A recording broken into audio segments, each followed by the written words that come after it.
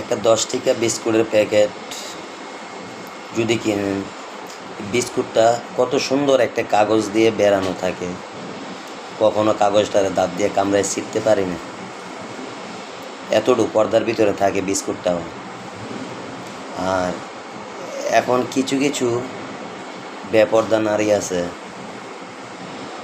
বিস্কুটের প্যাকেটের থেকেও সস্তা ওরা, তাই বলে ওরা কাপড় ছাড়া থাকে, পর্দাতে থাকতে পারে না। যদি বিস্কুটের প্যাকেটের থেকে সস্তা হয় তাহলে তুমি নারী কেন হলা?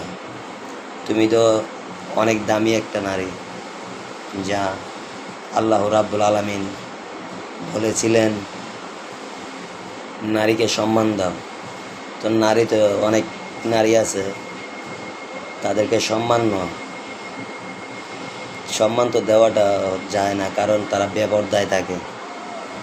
আল্লাহ বলেছেন যারা পর্দায় থাকে তাদেরকে সম্মান দাও, আর যারা বেপর্দায় থাকে তাদেরকে সম্মান দেওয়া যায় না, কারণ ওরা বিস্কুটের প্যাকেটের থেকেও সস্তা হয়ে গেছে। তাই